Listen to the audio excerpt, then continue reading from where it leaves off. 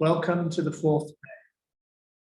Welcome to the fourth day of Spiritual Ranges of the Mind with Dr. Soumitra Basu.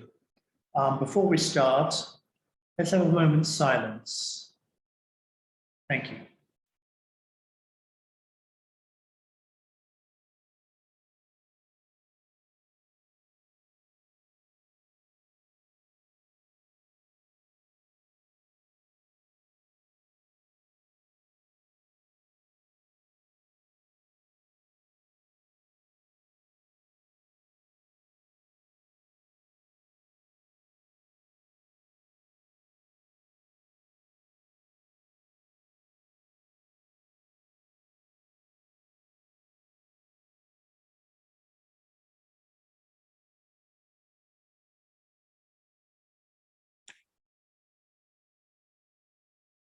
So I'll now hand over to Monica to introduce the next session. Thank you. Thank you, James. And very warm welcome to everyone today, fourth day of our workshop. So from the deeper ranges of cognition to higher and illumined mind. And today, Dr. Basu will be taking us to even thinner air, if I can say. So we'll have to take care of our oxygen cylinders properly. And that's intuition, I think. So really looking forward to the session today. Intuition is something which we all have bits and pieces, glimpses of, but I think really would be interesting to know what Dr. Basu takes us towards this exploration. Yeah. So over to you, Dr. Basu.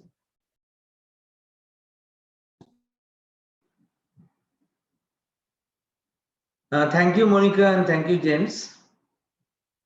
And we will touch a topic which is very dear to Sri Aurobindo, and that's intuition.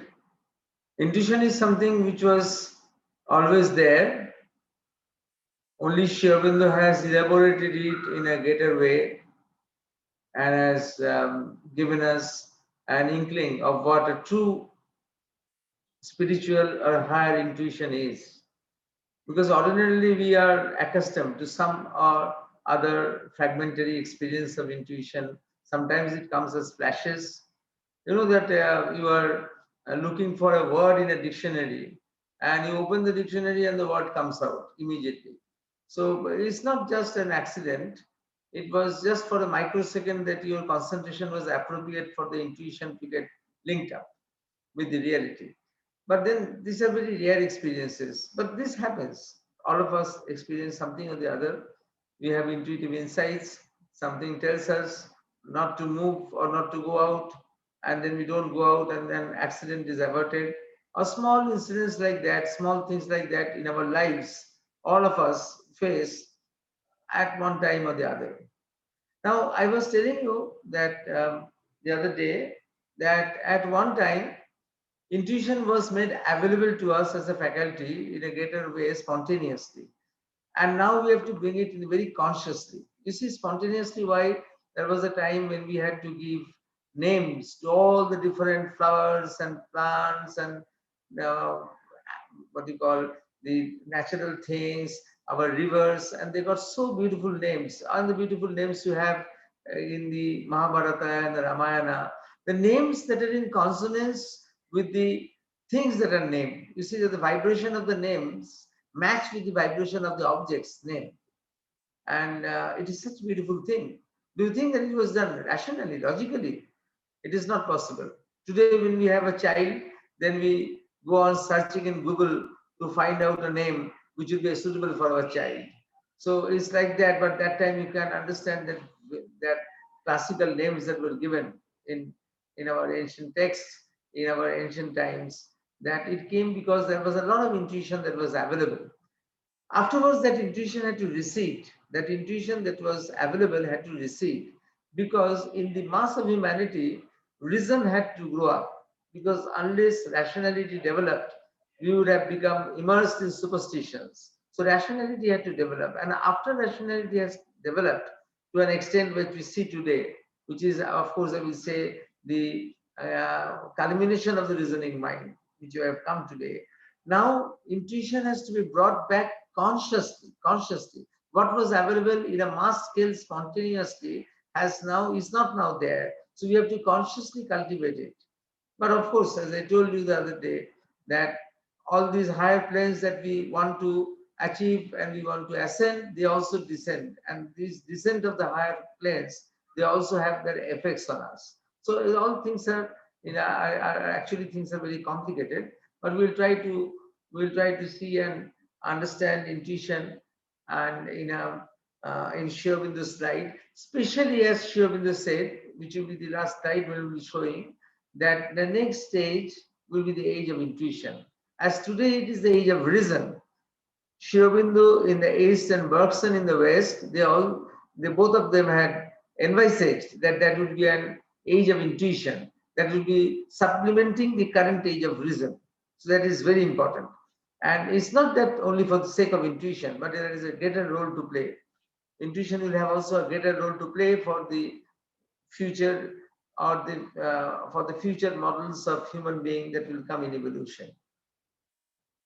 So we'll go to sharing the screen.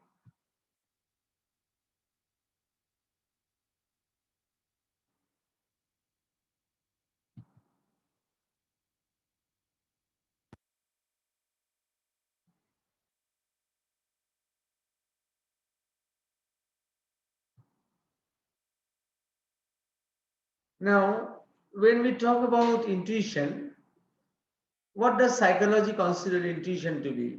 In a general sense, in a general way, psychology believes that in intuition, what happens is that the action of the logical mind is swiftly done.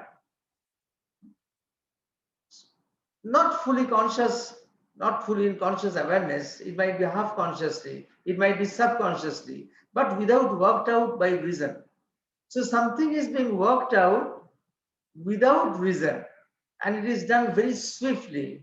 But it is action of logical mind. That's what modern psychology believes, that it is the logical mind, because psychology believes in the logical mind. Modern psychology believes in the logical mind. So that the logical mind, the action of it is swiftly done, half consciously or subconsciously, and without being worked out by reason. Sri Aurobindo brings another perspective. Sri Aurobindo brings another perspective. He describes that true intuition proceeds from a self-existent truth. Self, S-E-L-F, there should be F instead of D. Self-existent truth is veridical. And he did not equate it with buddhi. He did not equate it with buddhi, because buddhi is a common Indian term. He didn't equate it with the Sanskrit term buddhi, because the term buddhi does not differentiate intuition from intellect. You see, this is very important, that you should not confuse intuition with the classical Indian term buddhi, because buddhi doesn't differentiate intuition from intellect. That's why Anirbanji used the word bodhi, from the Sanskritized word bodhi, to describe what is intuition. So it is something which is not being constructed by the mind. It is something that is there existing somewhere else, and from there it is coming. So from Sri Aurobindo, intuition is not being made in the mind. You see, this is the difference with modern psychology. In modern psychology, intuition is something that is happening in your mind. It is happening in your mind. We don't know the whole mechanism, half consciously or subconsciously. We know only that reason is not playing any part. And at the same time, we cannot tell everything is irrational. So they have to say that actually the work of logical mind is happening without reason getting its foothold there. But then everything is occurring in the mind. But for Sri Aurobindo, intuition is descending from a self-existent truth that is somewhere else. That is somewhere else. That is not here. That is somewhere else. And from there it is descending. So this is a very important differentiation. It is a self-existent truth which is lying at a very high plane of consciousness, from where it will descend. Now, this is the two important views of intuition that are there in modern psychology. So there is a Simon's view, who says that it is a correct judgment. Intuition is a correct judgment without conscious awareness of the process behind it. We are not aware consciously of what is going on. But according to Simon, it doesn't occur in a vacuum. So intuition will not occur in a vacuum. So he takes the example actually of a sudden correct move by a chess player during a game of chess. So one is playing a game of chess and suddenly one makes a move which is immediately correct, which is spontaneous, which is intuitive, and which is immediately correct. And to explain that, he was saying that then this person must have a well-organized knowledge base. So he must have been having, he must have been having a experience of playing chess for a long time. And there might be discrimination going on, discriminatory nets functioning so that he can discriminate immediately that what is true and what is false is the chess move that he has to make. So in an ordinary way, that is this Simon's view also holds a partial truth. In the ordinary way where intuition works in the human mind, I'm not talking about our spiritual people, not talking about spiritual intuition, but intuition that is we are perceiving at the level of the mind, something of this, what Simon has said, you also, something of that it is happening. For example, doctors who have to write down a medicine without the test from the laboratory coming in. Suppose an antibiotic has to be written and it is not being supported by the laboratory tests because the laboratory test will take time to come. But immediately if the patient is not given a medicine, then the patient might die. So the doctor uses his intuition to come to a correct judgment, and it has been found that 60% of the time, doctors who have got a large amount of experience in treating patients, not novice, not someone who is novice and has never treated anyone, but people who have been experienced in treating patients for a long time, they have a well-organized knowledge base, and then immediately some solution for them, it is easier, at least 60% of the time that it comes. You see, even Sri Aurobindo said that clinical medicine is not exactly science, but it is a combination of science, experimental fumbling, intuition, and luck. So that's what Sri Aurobindo talked about. Clinical medicine is a combination of science, intuition, experimental fumbling, and luck. That experimental fumbling is the discrimination that you are happening. And you see that, but these views, Simon's view cannot explain incubation. We'll come to incubation afterwards. Incubation is another form of intuition. We cannot explain incubation.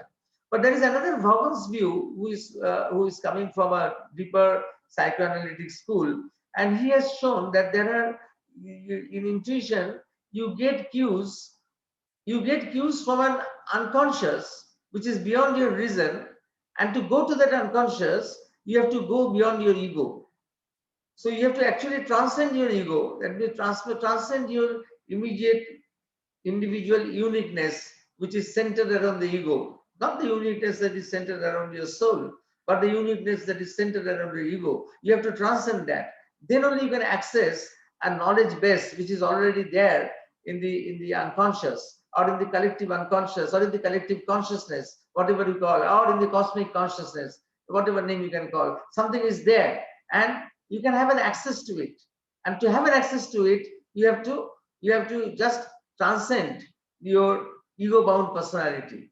So it is coming more towards a little bit of spirituality. It comes. It is acknowledging that something else is needed other than that things are there in the mind. So Vaughan's view actually accepts that there is something beyond. There is something beyond our rational mind from where things can come. Now, if you ask me that which one of these two is more tenable, I would say that in an ordinary way, when we are studying intuition at the ordinary level of the human mind, then both these views have their places. Actually, both Simon's view and Vaughan's view, both these views have their places.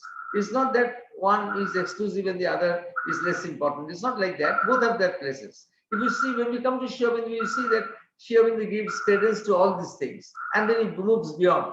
So he doesn't reject these views in Sri Aurobindian perspective, but they are accepted, but he moves beyond to other views also.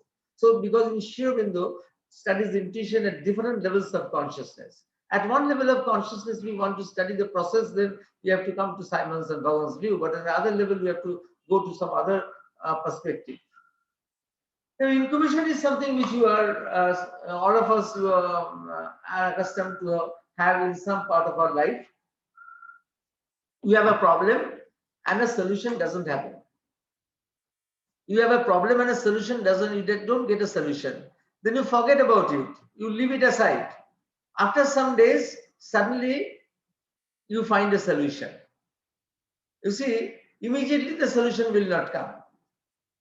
So you are thinking over very intensely over a problem, and then you leave it because you are not having any solution, what to do. And after some time, a solution comes. What happened? And that solution was correct. That solution that comes after some time, that is correct. What happened? Some unconscious processes were there, but what was it? The stress got reduced.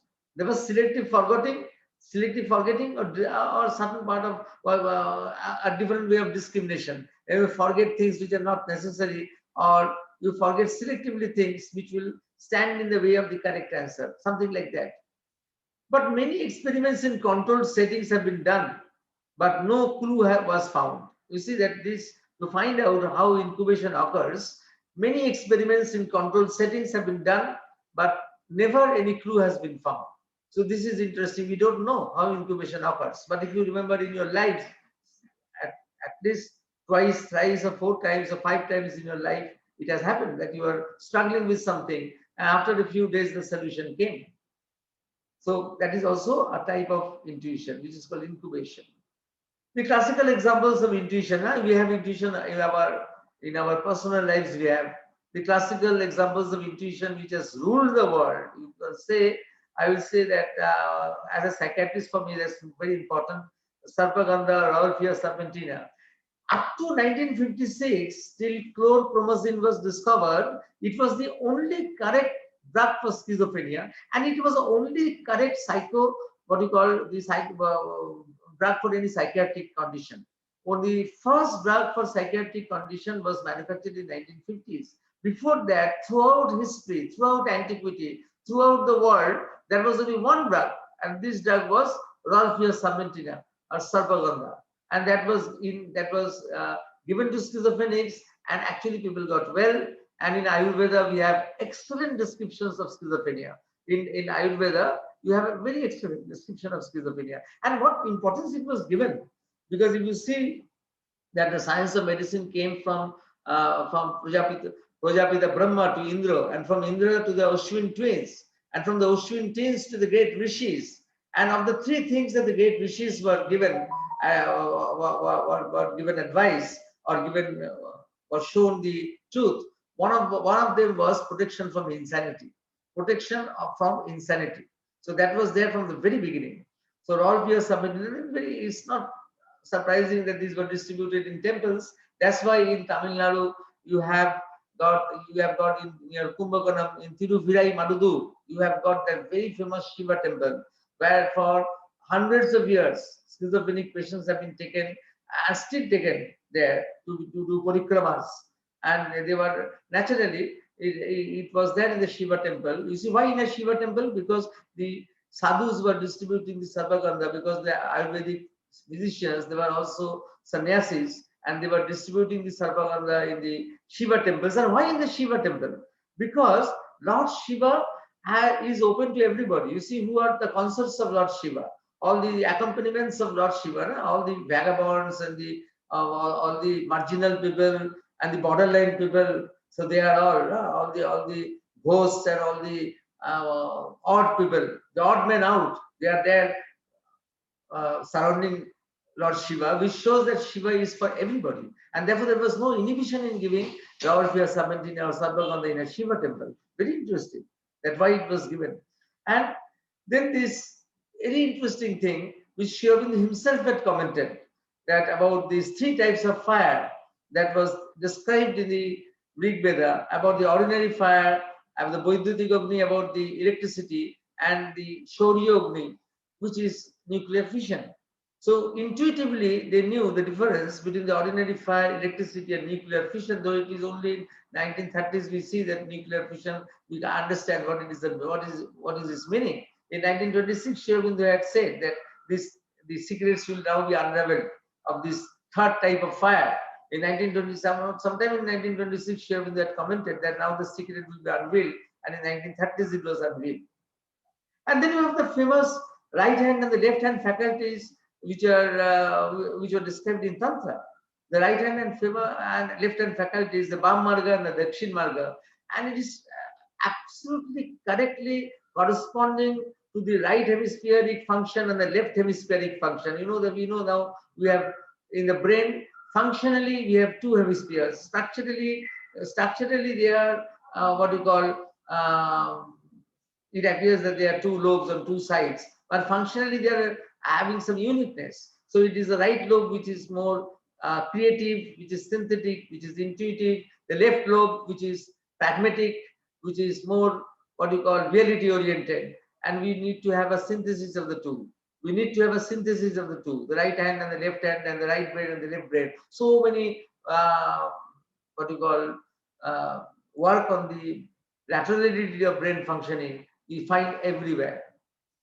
Practically every month I'll be seeing actually 5 to 10 children who are brought to me because of learning difficulties. A lot more are brought, but actually for 5 to 10 every month I'll be seeing because they were left-handed and they were changed to right-handed, or they were ambidextral, half left-handed, half right-handed, and all the problems started from there. Huh? Because you are left-handed and you are suddenly made to be right-handed, then you will have difficulties. So always B and D will alternate. Huh? You will have letter reversing. You will have difficulty in subtracting when you have to carry over subtractions you have to do. So all because you have to, there is movement involved. So it is such a practical thing that the description of the right hand and the left hand faculties as differentiating faculties in Tantra. It is so every month I am telling you that I work every month at least with 5 to 10 children who are having these right left problems. And every month I remember that how unique was the intuition in Tantra. And then the other day I told you about the Kekule's structure of the Beijing ring, which was the snake eating its tail, which was again very interesting. That snake eating its tail was a symbol, which is a Greek symbol, which is an ancient Greek symbol in the collective, which was there in the collective unconscious or the cosmic consciousness. The collective unconscious of Jung is one small part of the vast cosmic consciousness that is described in our tradition. In our tradition, we have described the vast cosmic consciousness. A small part of that cosmic consciousness, neither part, has been described as collective unconscious by Jung.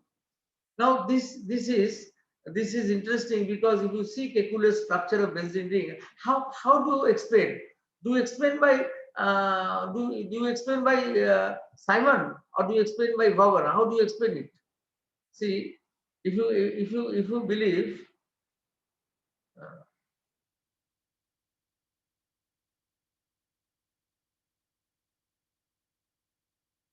Simon's view, you see that he was in the we are trying to analyze Kekule's thing by this Simon and Vaughan's views.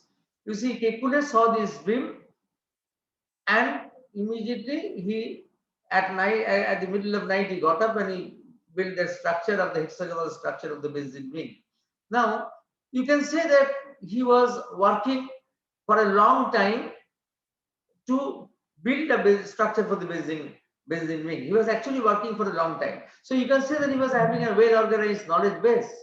And because he was working for a long time, moment he saw the dream, he could discriminate. Because he had a well-organized knowledge base, he also had that sense of discrimination that this is a symbol that I can use. This is a symbol that I can use. I can model my Benzene ring on that symbol. So you can say that Simon's view up to that is correct. But how did the snake symbol get into his brain, get into his dream? That you cannot explain by Simon's view. No? How? Well, it is correct that that he has got a well-organized knowledge base and that discrimination has happened. But how the hell did the dream of the snake enter into his consciousness? So, and of course, Bhavan says that something has entered from somewhere else. It's not from your mind, it's somewhere else. But how it has entered? That answer is difficult. That answer doesn't come from both of them. For Vaughan, you can say that yes, he admits that it has come from the cosmic consciousness, and the ancient Greek symbol, which was there for a long time, it was all ancient symbols are there in the cosmic consciousness. Everything is kept from where they can be brought. But why? That is difficult. Why? Now, Sri Aurobindo examines in this pursuit of understanding what is intuition. Sri Aurobindo tries to examine intuition from different level. He tries to understand intuition from sources higher than the mind. That is very important.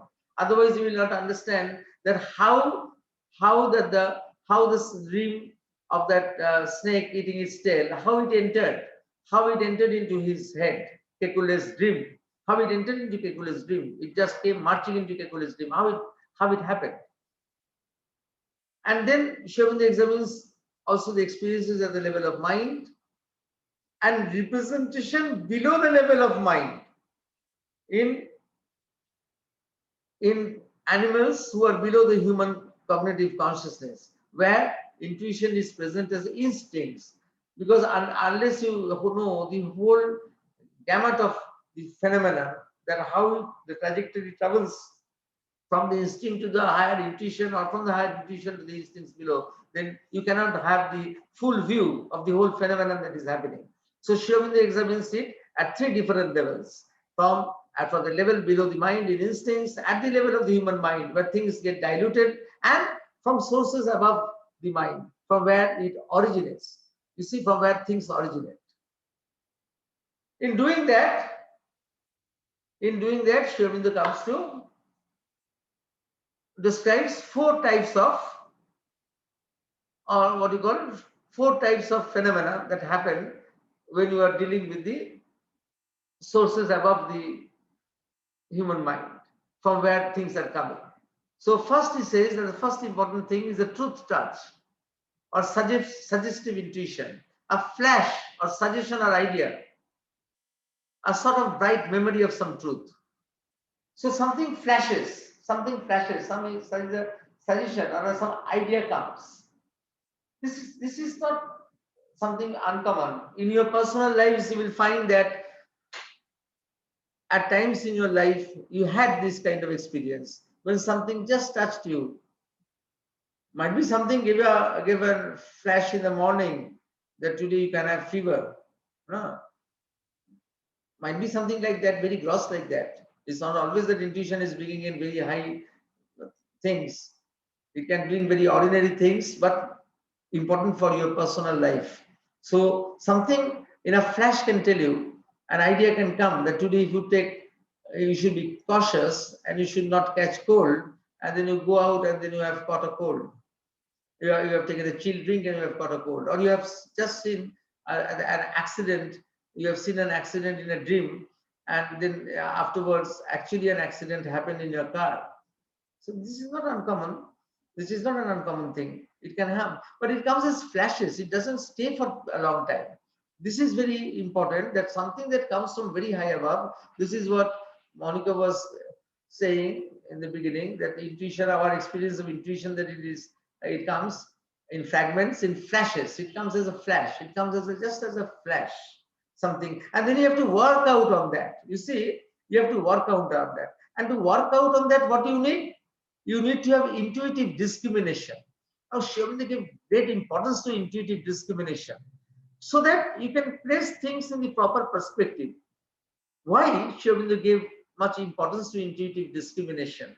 Because Sri Aurobindo wants that intuition to take the place of reason, which is now governing life. Our present life is being governed by reason with the intelligent will. Sri Aurobindo wants that we shift to a different plane where intuition will govern our life. Now, intuition will not be irrational. Intuition doesn't mean that we will become irrational or we lose our rationality. No, not at all. On the contrary, intuition will itself do the work of reason in a higher denouement, in a different way, but it will do the work of reason. That's why this intuitive discrimination is very important. When I always read Sri Aurobindo's intuitive discrimination, I was reminded of Alexander Fleming. He used to be told that you have discovered penicillin by accident. And Alexander Fleming used to react. He said, why do you say that it was an accident? I got a cue. I didn't miss the cue because I was in a state of mind where I would not miss. I had not drunk the day before. I had not quarreled the day before. I had not misused my energy. I was in a position I was in a perfect position, in a perfect balance and in harmony, so that I will not miss a cue.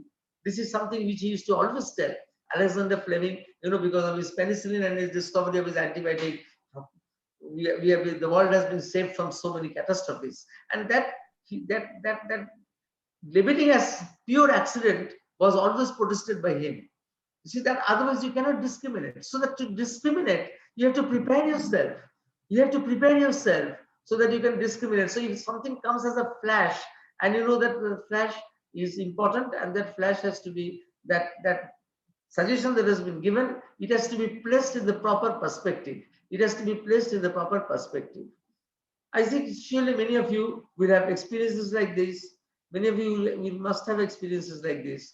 And if it is not very difficult, one or two can be shared by some of you which you want to share, that how intuition like this, a truth touch came and might have saved the life. Because he told you a flash came, that could be a mishap, and then you didn't venture out. Or even if you ventured out, you took precautions so that the mishap was avoided. And intuition can come in dreams. You see, this suggestive intuition, this flash, it will not only come in your conscious awareness, it can come when you are dreaming. But dreaming is not unconscious. Mind you, sleep is not an unconscious activity. You will say that in sleep it is unconscious. I said no, because both in sleep and in awake, while you are awake, the ascending reticular activating system, which is our alerting system, is equally active. So we have a system of alertness in our being, which in physiology is called ascending reticular activating system. And that is active both during sleep and both when we are awake. So you can't say that sleep is unconscious like that. So sleep is also an extension, a different way of consciousness. And in there when you have a intuitive flash that can come, that you can also, if you know how to discriminate between what is truth and what is falsehood, then you know that you have to give an importance to that intuition. So this is very interesting. Some of you definitely will have this type of idea that comes. Personally, I will give you an example of mine, that I was always intrigued when I read Sri Aurobindo's aphorism, that there are 4 ways of accessing the divine.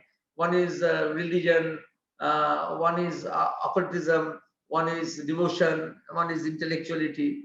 Then I was confused, because in India, religion and occultism, because by occultism I only knew tantrics. Tantrics were doing occultism, and tantrics were also people who are doing religion. So how do differentiate between religion and occultism? How they are different? It was very different. Is spirituality different from occultism?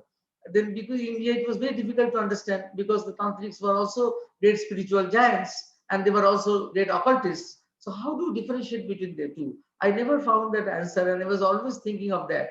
Then I had gone to Egypt, and the moment I went from the airport to the hotel where I was going to stay, which is in front of the Sphinx, the moment I entered there, then this line came to me, a flash, that it is occultism without spirituality. Occultism without spirituality.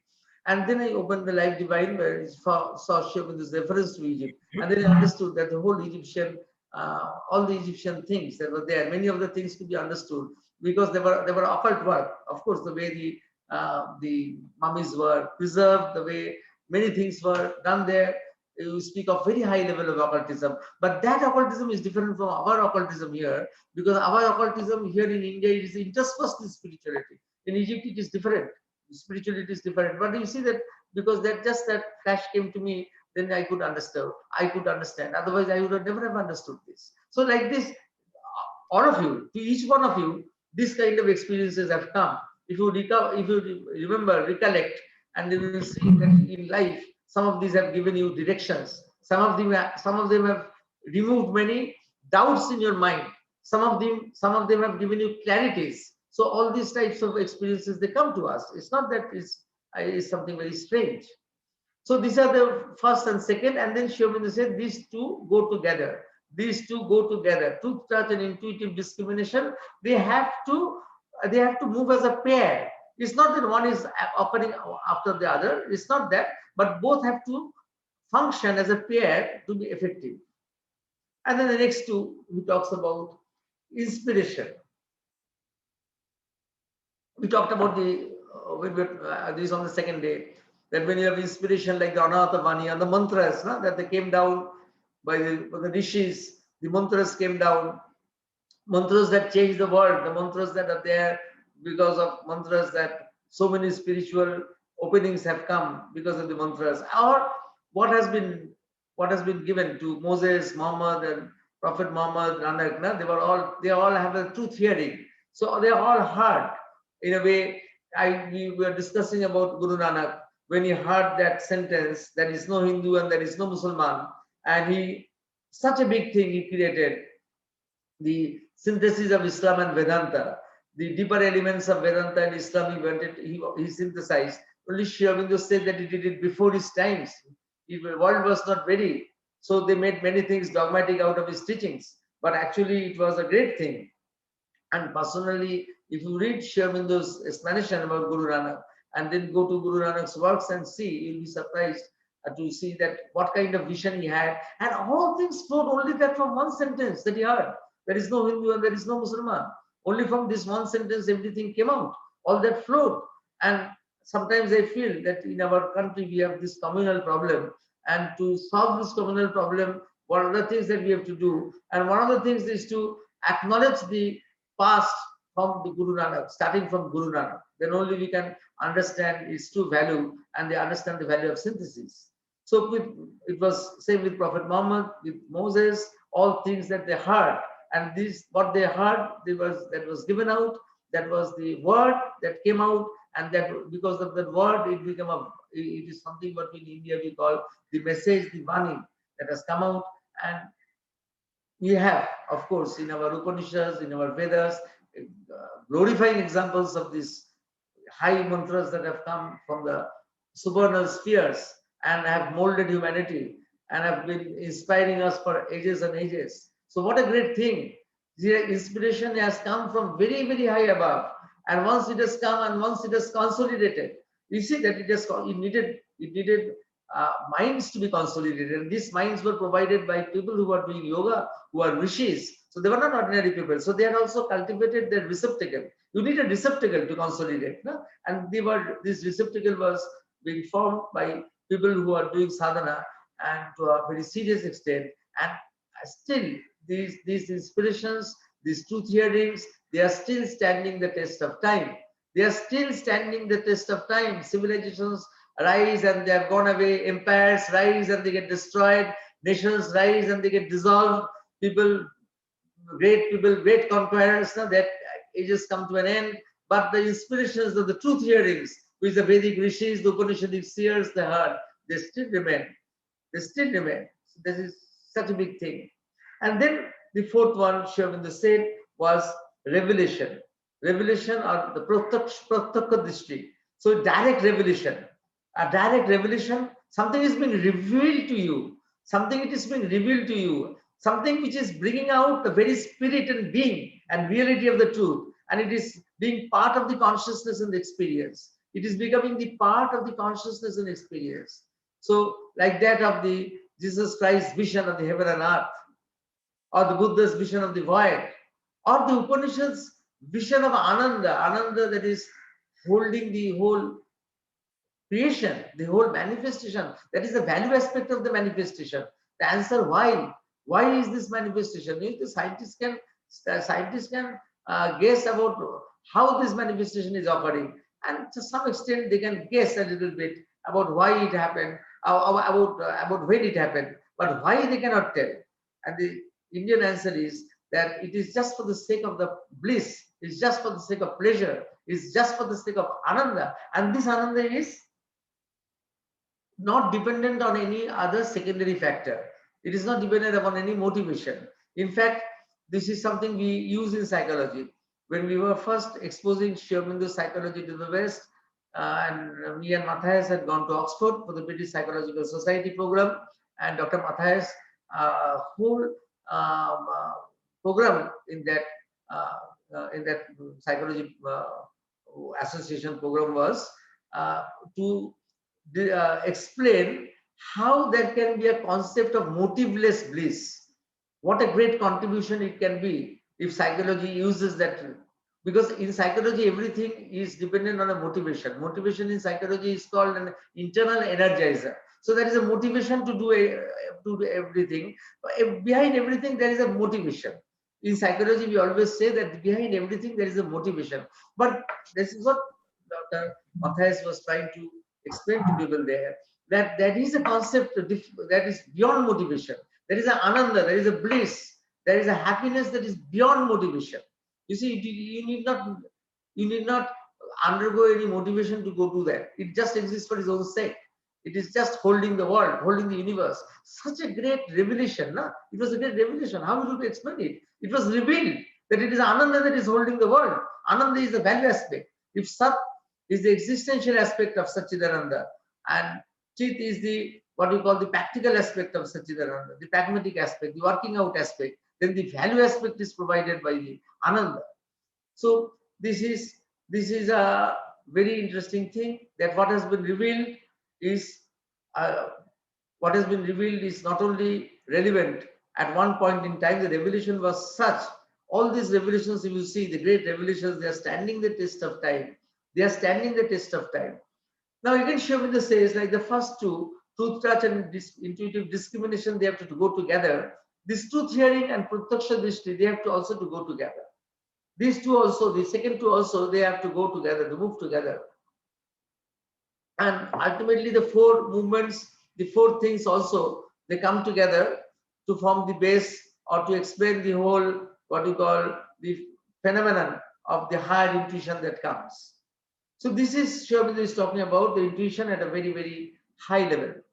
Now intuition is at the level of the ordinary human being. Ordinary human being, intuition acts in fragmented and intermittent manner.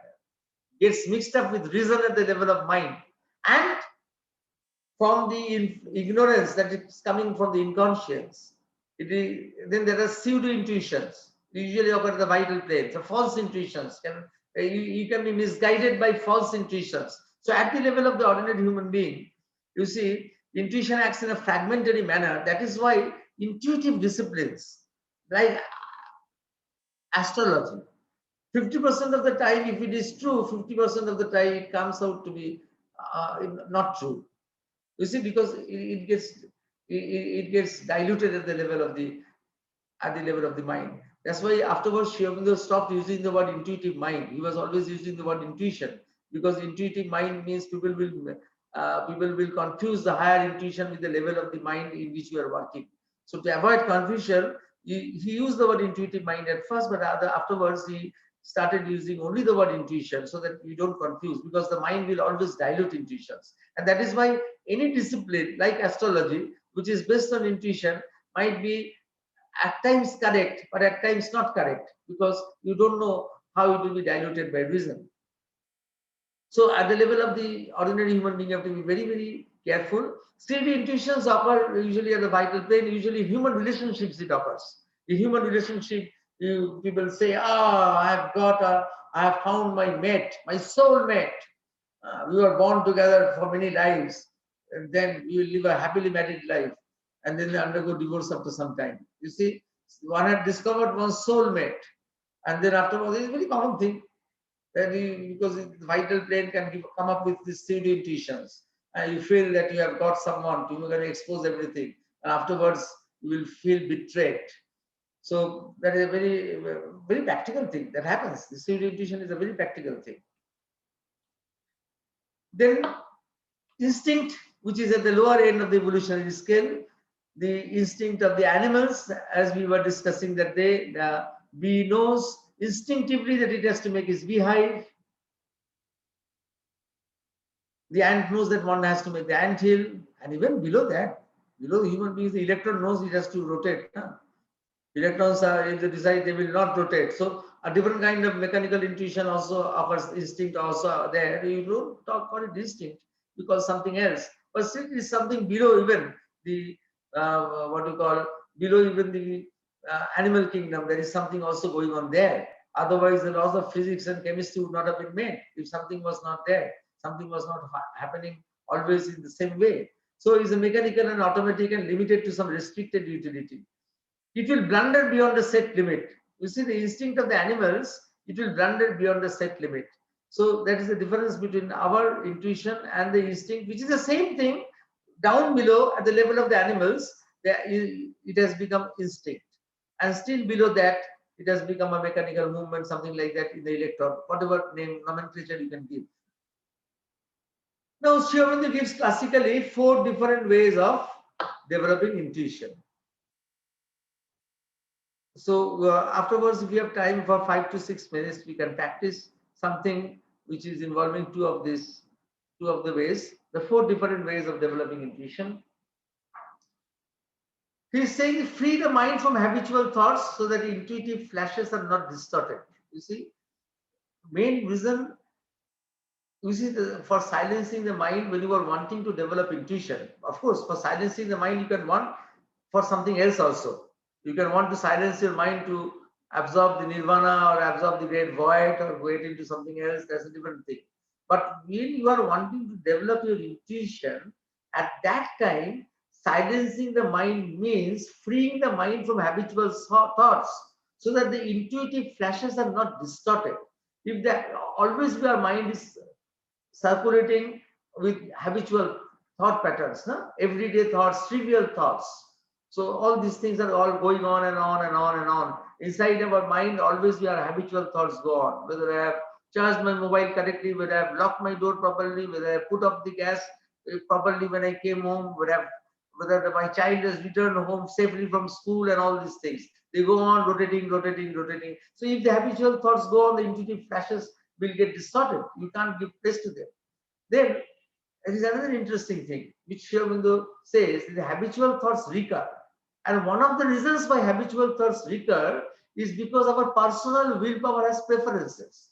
Our personal will has preferences either for our emotions or for certain ideas or for certain movements of a body or something. Our personal willpower is always our personal will is always linked with preferential systems. Our personal will is always linked with preferential systems. So that's why it is difficult. That is also a reason why these habitual thoughts go on recurring, because my personal will might have preference for a certain amount of luxury, and my habitual thoughts will always think about that luxury. It might be a small luxury. When I go home, I want to have a cup of hot tea. It's a luxury of mine. But then I am keeping that in mind. Constantly, I have to go home, and first thing I have to have the hot tea and the newspaper and the television set, the news in front of me.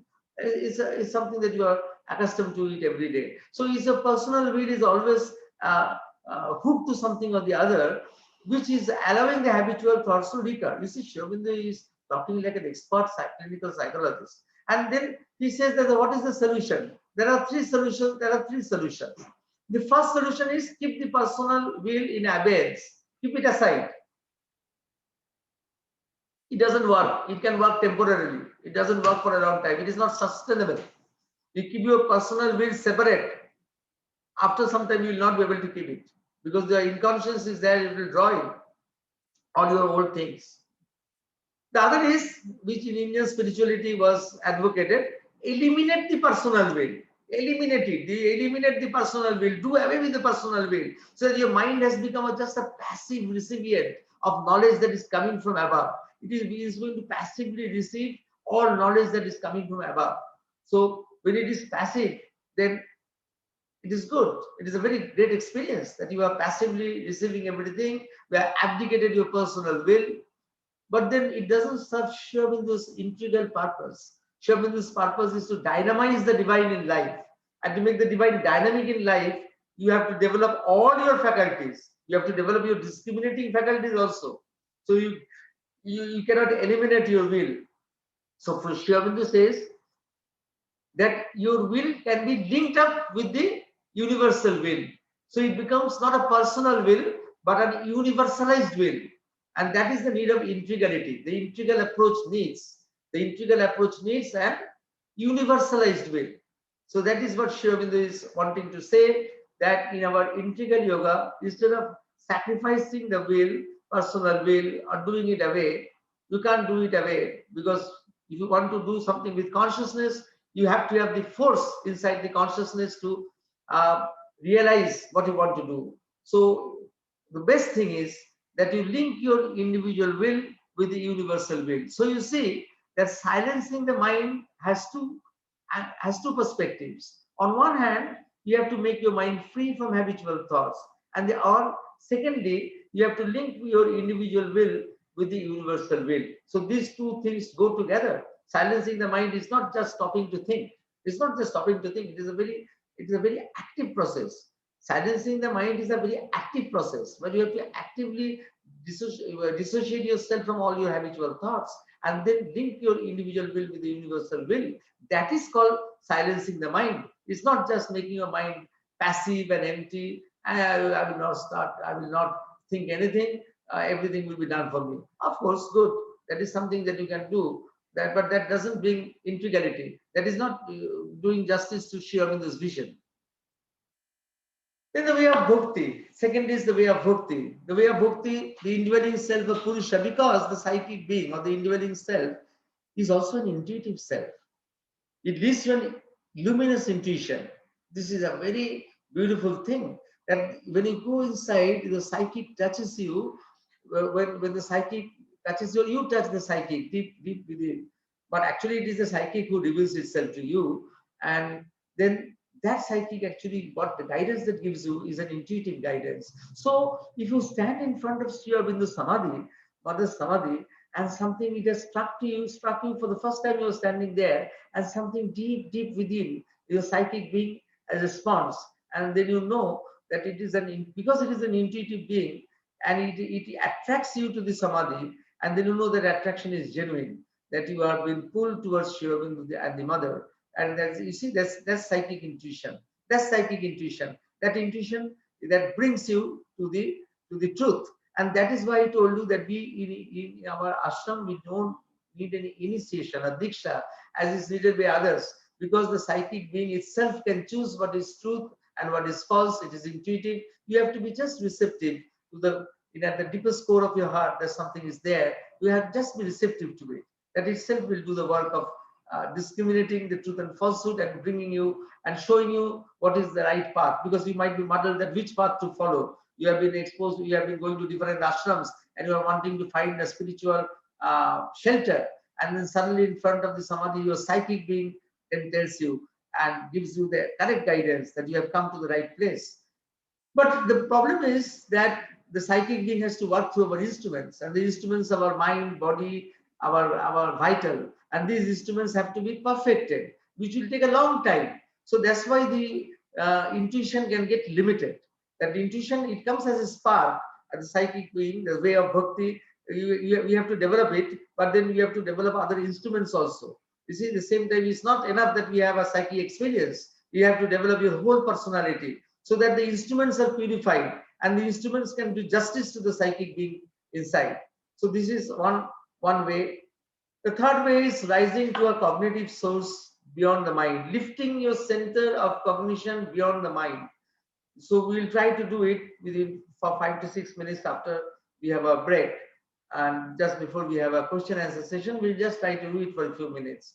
Lift the center of thought and conscious action, lifting the center of thought and conscious action above the physical brain, and feel it going on in the subtle body. Just this sentence, just remember this sentence: the center of thought and conscious action is above the physical brain, and you have to feel it in your subtle body. The center of thought and conscious action is you have to go there. You have to go to that, the center of thought and conscious action. You have to lift it above your brain.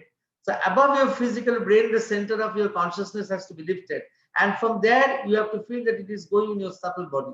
This enables the mind to receive intuitive knowledge from above, of which one can become not only spiritually but also physically conscious. So this enables the mind to receive intuitive knowledge from above, of which one can become not only spiritually but also physically conscious. We'll try to do this exercise just after the break. We'll do this exercise for a few minutes, and then you can creatively expand on these exercises.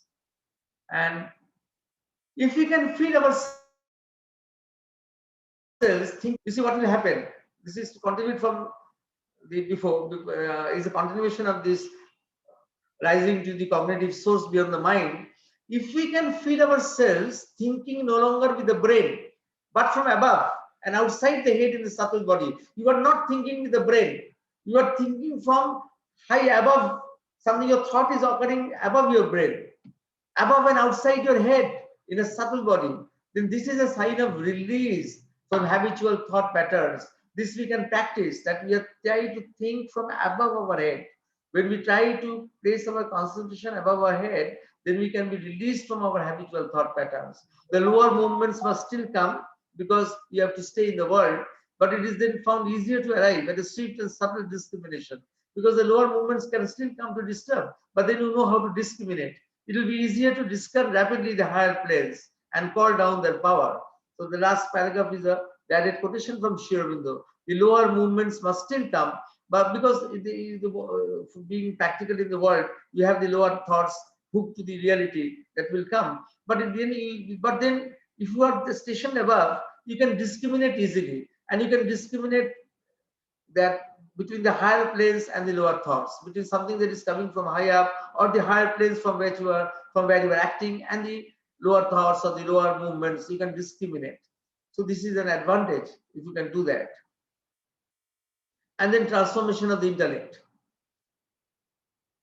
It is very difficult. We'll not talk about much, just saying that it is not only our own, it is not only dependent on our own effort. The last technique is not only dependent on our own effort, but it needs the intervention of the supramental energy to be consolidated. So by ourselves, we think that we'll transform our intellect, that's intellectual ego. You cannot do. Even you can heighten, enlarge your intellect. You can heighten and enlarge your intellect, but you have to wait. But you have to wait until the supramental energy intervenes, and then actually brings it to the point where it has become an very luminous intuition is possible, a luminous intuitive mentality is possible. So your intellectuality has to be developed, but your own development will not suffice until at one point of time the supramental energy comes, and then you see this is something very high. This is something which is related to a very high sadhana in pursuit that you have to make. Though all the four methods, you have said that all the four methods can be combined. All the four methods can be combined. And then this is the main motivation of Sri Aurobindo in talking about intuition, because he wants that the age of reason should be supplemented by the age of intuition. The intuitive mentality thus forms another definite, again this in Sri Aurobindo's words, another definite status and halting place, like the instinctive mind of the animal or the reasoning mind of man in the organization of cognitive consciousness. So in the organization of cognitive consciousness, the one great step was taken when the instinctive mind of the animal was formed, and it stayed for some time. It was a halting place because it was something was consolidated. The instinctive mind of the animal consolidated the animal world. After that, when the human beings came, the reasoning mind of man has consolidated the human psyche. The reasoning mind of man has consolidated our civilization. The reasoning mind of man has brought this life to this, the way in which we are living today, with all our gadgets, with all our advantages, all the things that we have got from science and everything, is because the reasoning mind of man has become consolidated. Sri Aurobindo says that in the same way, these consolidations have occurred. A third consolidation is going to occur when the intuitive mentality will form another definite status on halting place, another definitive status. So it will be another definitive status. And yet Sri Aurobindo adds a word of caution: the intuitive mentality is still mind and not gnosis. Is still mind and not gnosis. Gnosis is the supramental knowledge. So then beyond intuition, you have to go. You see, that is not the final place. It will be one important halting place. You see, he's saying halting place. He's not saying it is the final place.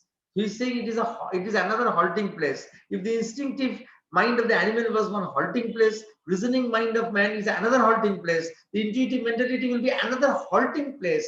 It is not a final place. So we have to wait, even after all our intuition has been developed, we have to wait for that, something that is beyond intuition. And before we take a break, I will just remind you that Mother has said that in evolution, when the supramental being is supposed to come on earth. You know that in this theory of evolution, that the human being will be replaced or will be supplemented or will be exceeded by a greater being of a Gnostic being, a supramental being. But before the supramental being comes, there will be a race of intermediate beings. It will not come automatically, directly, suddenly it will not come. The race of intermediary beings will come.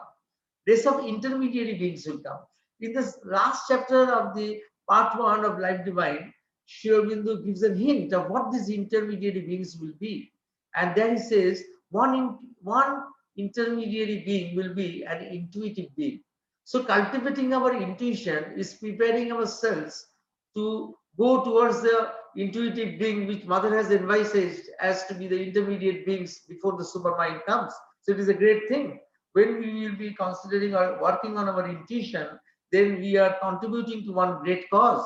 And that cause is that we are contributing our consciousness to develop in some time after, might be after 100 years, might be after 200 years. But the work has to start from now, that intuitive human beings will manifest. And it is not outside our gamut.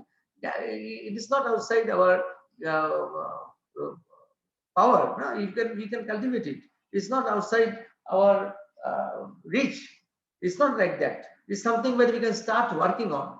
So I would request you, that is a very interesting thing. And you are working on intuition. You are actually working to bring Sri Aurobindo's work, prolong it a bit further, and march towards the newer being or the newer race that is going to come. So it's a very big thing. Anyway, we'll come and we have a 5 minutes break, and we come and we'll do a very short exercise, and then we will be open to all questions and comments, or somebody can enrich it with some more comments or some more inputs. James, okay? We can go for a few minutes break? Sure. Thank you.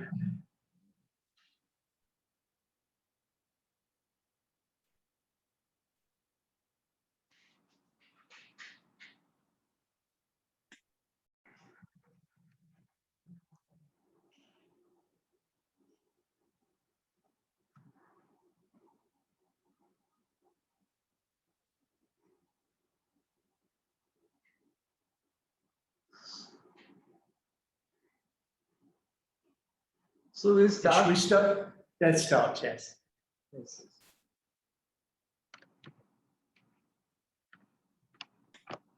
So there were 2-3 questions, but we'll do this exercise first. But there are questions that one was wanting to know whether how to know that it is a feeling or emotion or thought. Actually, that requires training. That's why it is a rigorous training that you have to undergo. It will be always available to us in flashes, or it always was available. It will always be available. But to develop it in a sustained way, then you need to undergo a self-training, a self-growth. Otherwise, you will not be able to differentiate. That's why that discrimination is necessary at every level. We don't discriminate, we take pseudo intuitions for intuitions.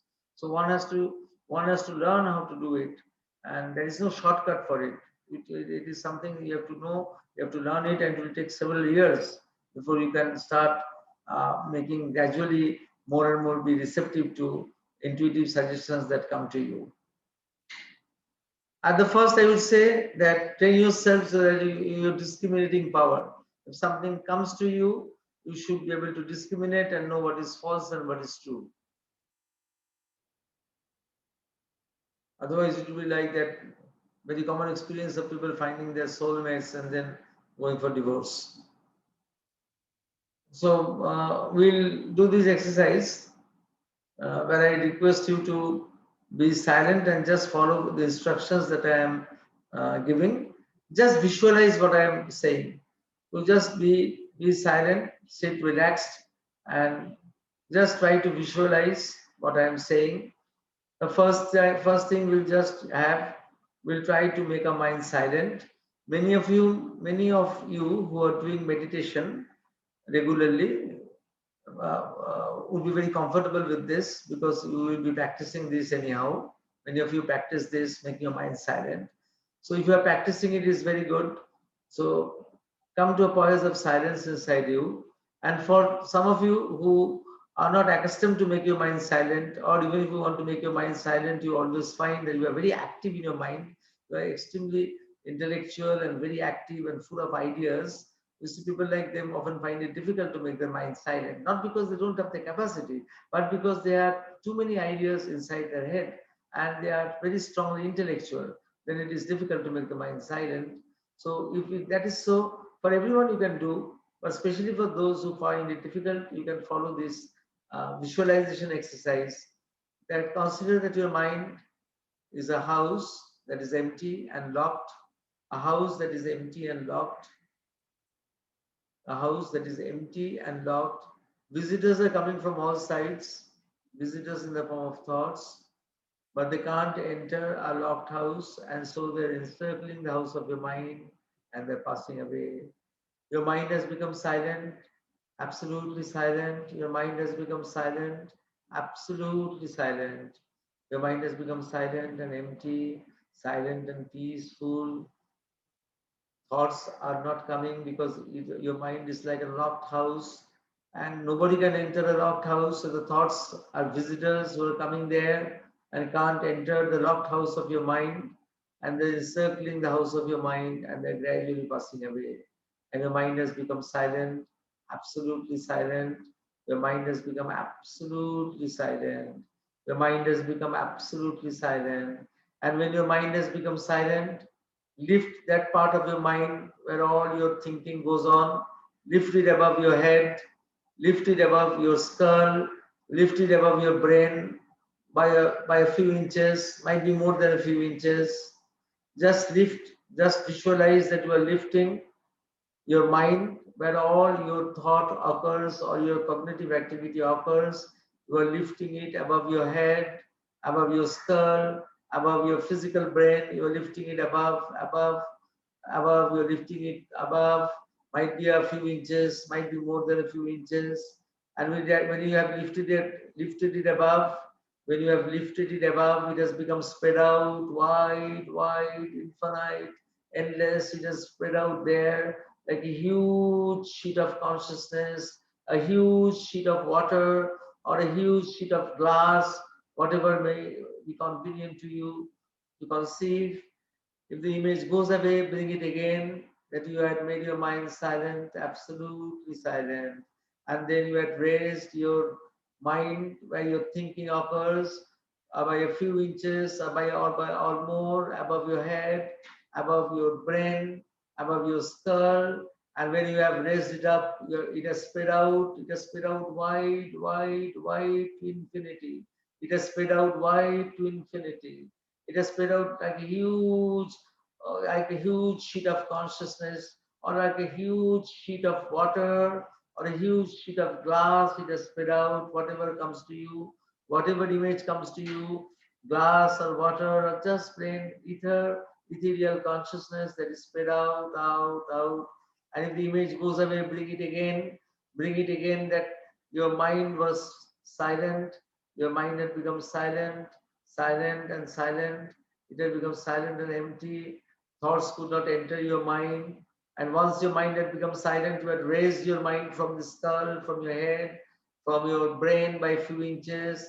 And then it has spread out wide, wide, wide to infinity. Like a huge sheet of glass or a huge sheet of water, or just plain ether. Consciousness as ether. It has spread out vast, vast.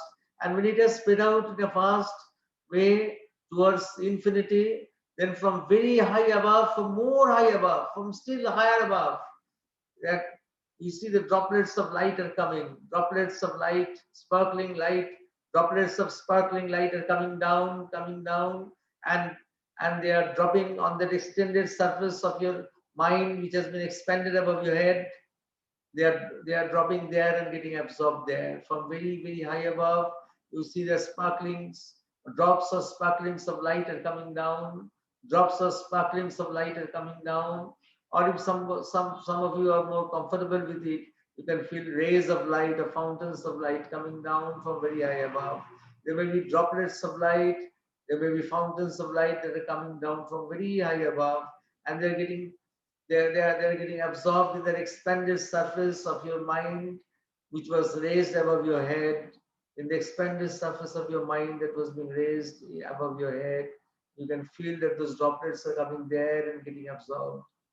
If the image goes away, you can bring it again. Make the mind silent, absolutely silent. The mind is absolutely silent, and then high above, you raise your mind above your head, your physical brain, your skull by a few inches, might be a bit more, as far as it is feasible for you, and then spread it out wide, wide, wide, wide, the infinity, to infinity, and then spreading it out like a huge vastness of water or glass or ethereal consciousness. And then from very high above, droplets of light are coming down, drops of light, drops of sparkling light. They're actually intuitive thoughts that are coming down, and they're coming down and getting absorbed, or sometimes it might look like rays.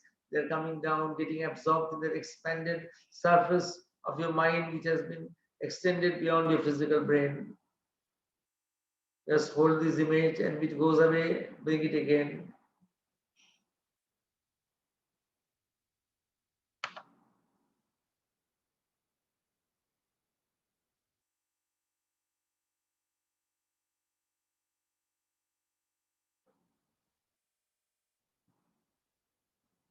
Yes, you can open your eyes. You can open your eyes. It's something that you can modify and do. We have we have tried to do it in a very short span, but you can take this cue. But because most of you are following something or the other of consciousness, something or the other of yoga, you are following. So you can take this cue, and you can, the slide that I presented by Shobhita says that you raise your cognitive source above your head, the center of consciousness above your mind, above your present mental status, you raise it. And you see, you can practice it when you are reading something.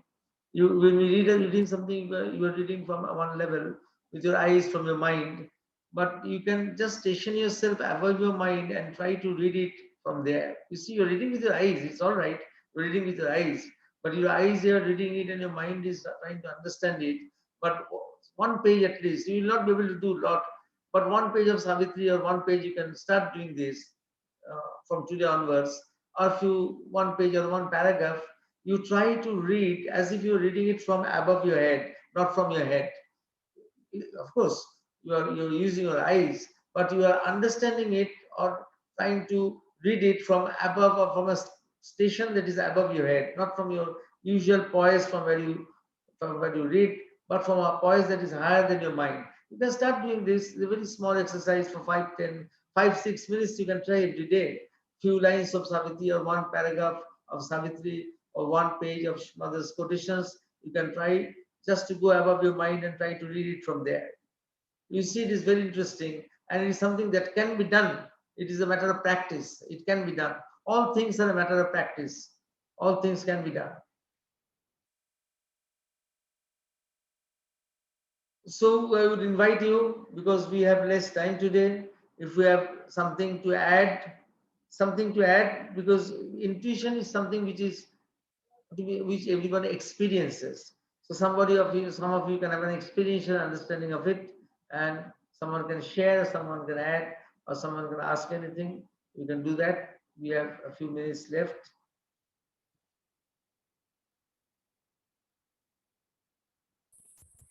Good evening, Dr. Basu. Prakash here. Uh, I I had a question. You spoke about the individual mind and the universalized mind. I think it was in relation to the in the individual will and the universal will. Yeah, individual will. Sorry, individual will and the universal will.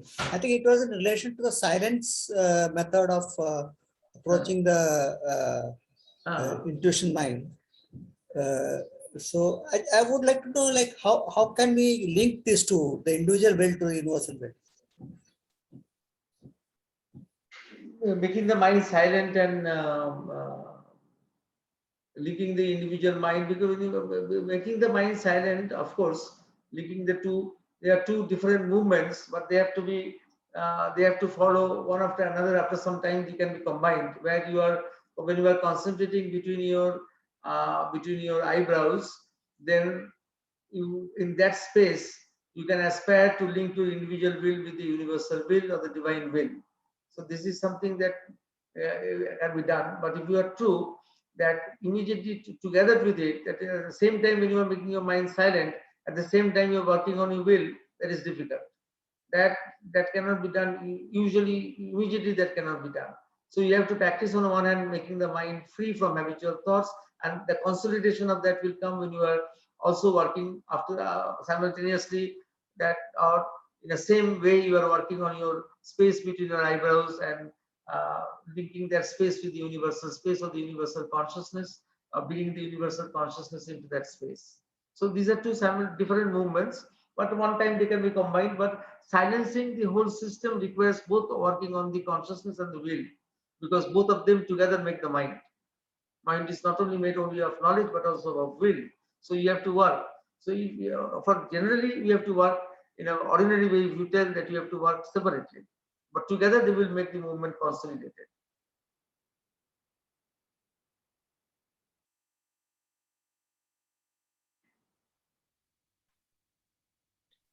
Good evening, Basu sir. May I Yes. have one question. May I? Yes, yes. Yeah. Please see, yes, yes, say. Yeah. Sir, there is one line in Savitri, Sri Aurobindo has written about like awaking to the sorry, I forgot 1 minute. Awaking a line the nature hides, attuned to her minds that exceed our ken. He grew one with a covered universe. His grasp surprised her mightiest energy springs. He spoke with the unknown guardians of the worlds. Forms he described our mortal eyes see not. His wide eyes bodied viewless entities. He saw the cosmic forces at their work and felt the occult impulse behind man's will. Time's secrets were to him an off-read book. The records of the future and the past outlined there except an etheric page. So that the stage of that particular being he has explained. So he is Yes, referring very with good. what state of the consciousness? That experience you will means get at what state of consciousness, like overmind state of consciousness he is referring, or he is referring the supermind state of consciousness? He's referring to actually your experiences of the cosmic consciousness. But overmind is the higher range of the, we'll come tomorrow to that. Overmind is the higher range of the cosmic consciousness. The cosmic consciousness is a very big thing. And the highest range of the, what you call, superconscient cosmic mind is the overmind. Overmind is the highest plane of the cosmic consciousness. So in general, is referring to here to understand the workings of the cosmic consciousness. But all these things have descended also from the transcendent. The cosmic consciousness is also secondary to the transcendental consciousness. Okay. And sir, one more, the another line, like in Adoration of Divine Mother, it's written, generally the people say it's like the Purna Yoga kind of, like in absolute silence sleeps an absolute power. Awaking it can wake the transbound soul, and in the ray reveal the parent sun. It can make the world a vessel of spirit's force. It can fashion in the clay God's perfect shape. To free the himself was God's desire.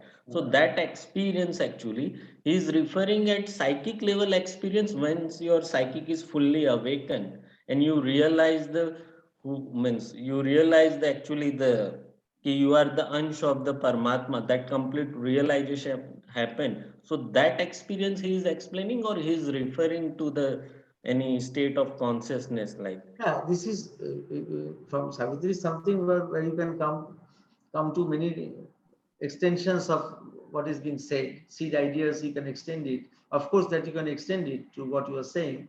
But this is Sri Aurobindo's very favorite topic, that consciousness is always covealed with force. Chit is covealed with Shakti. You see, that's why in Satchidananda, it was Sat Chit Ananda. Sri Aurobindo modified it as Shat Chit Shakti Ananda.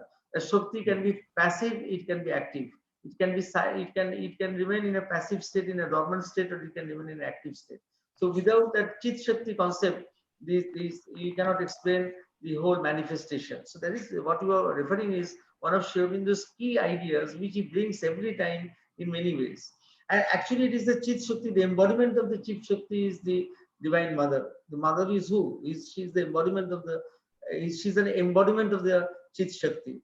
But the Chik Shakti works at every level. And so if it is there very high above at the Sachidananda level, but then it has to be brought down, because at every level consciousness is impregnated with Shakti, with energy, with power. Otherwise things cannot move. Things should have been static. So that silence to be dynamic, not static, then you need to have that power within it. So what you are saying is very nice. That is one of Sri Aurobindo's very favorite things or themes that he always brings out. That every level you have to and force together. And then he's talking from very high level, from where you can extend it to many levels in accordance to your development. Okay. Savitri Sai, that's why very beautiful. Yes. That's why you can expand and extend in your personal way. Thank you, sir. Thank you. There are intuitions to Ida. I am saying that these visions, they are there because these visions that occur here in the playground and near the samadhi, to very ordinary people, when they sit to meditate or they come there, they sometimes have flashes of visions, and it occurs to very ordinary people who are very devoted, who are very devoted, might not intellectuals, might you, but very ordinary people. I've seen scores of I've seen people, especially women, who have this kind of flashes in our playground and also near the samadhi. So this is because of your inner senses. The inner senses, they become receptive. Now, yesterday we were talking about our subliminal senses. Subliminal being, the inner being, we have our inner senses, and these inner senses catch it, all these things. So it's something of an intuitive flash which has been caught by our inner senses. But because we are not trained to be or sustain sustainable experience with the inner senses, we are not accustomed to it, so we can't hold it for a long time. Instincts are there. Instinct is not there in human beings. Instinct is there in animals. What is instinct in animals is intuition in human beings. So instinct is a word which is used in animal behavior. In the why we can't use it, why we don't use it in human beings, because the instinct acts in a very elemental way, and the instinct is correct and spontaneous, because the animals don't have the mental consciousness which will distort the instinct. But human beings, two things happen because of reasoning mind. And because of the ignorance from the inconscience, they distort what is coming down, the intuition. So that intuition cannot act as so spontaneously in every case as the instinct acts. You see, you have to discriminate and allow it to act.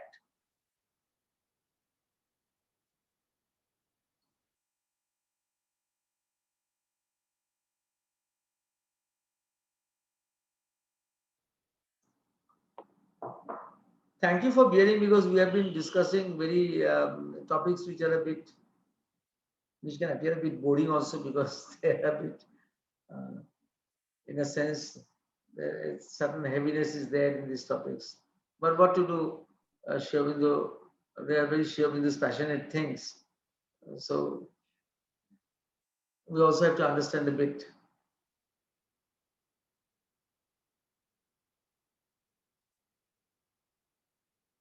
So thank you very, very much, Dr. Basu. It was a really fascinating session. And tomorrow we go even higher in the ascending scale into the overmind. And I can't wait for that as well. So until then, everyone, unless anyone has any more questions. Actually, I do. James, is it okay if I? Sure. Yeah, sorry. Please. Okay. So thank you, Dada. Wonderful session. I don't know if this could be, I mean, you would want to take it up right now or not, because this perhaps requires a longer discussion. But I also wanted to share some experiences or questions around intuition, but maybe that aside, I think what is more important right now for me to put forward is, this modern psychology, and there's so much discussion happening all over the world around it. And clearly a lot is broken and needs to be looked in a new light. So I don't know, for a layman conversation, what are the top 3 challenges for a psychologist, someone who's practicing this? Because in India also, we are largely influenced by the Freudian or the Western take on the outer to inner. So I don't know, I mean, I also have some thoughts around it, which I wanted to share, but I would rather, because of lack of time, listen to you. So I don't know if you have something to share on this right away or not. That's about it. In the Western world, for example, in the USA, I can tell you that Freud has been totally dispensed, and they have now come to what we call very clinical Buddhism. So with mindfulness, meditation, and all these techniques. So that's the one step forward has been taken. India, we are still following some old systems, not only in India, but even in France, which is the cradle of new ideas. The French government supports psychoanalysis as the official psychological psychotherapeutic treatment, which is very strange. But over and above all, that things begin to change as we shift, as the world now shifts from postmodernism to postmodernism. So there is a shift that is going everywhere. I tell you that we are shifting from linear to non-linear thinking, and these things will actually bring out the interest in people all over the world for a new light, for the new psychology. So these things you should be confident that things are going to change, and it will change in our lifetime. And this change will be more rapid than the fall of the Berlin Wall. You see, the fall of the Berlin Wall, if it was very drastic, this change will be more drastic. It is definitely going to happen. It has started to happen everywhere. Light is there. People are becoming responsive. You cannot dismiss all these deep experiences. But we hope that this thing will take ground. But in the meantime, we have to do our work of consolidating Sri Aurobindo's consciousness and things that he has offered to us, because this will also act as a base. The more we consolidate, we will be working actually for the whole world and for our country as it is. So I see it in this way. We ourselves have to develop it. We are given the onus. We who love Mother and Sri Aurobindo, we are being given the onus to develop it. And then that itself will carry the work forward. Thank you. This is very, very inspiring. Thank you, Dada.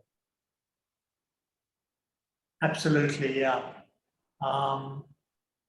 It's just amazing to think that these higher ranges of the mind are not the final summit. There's so much more beyond,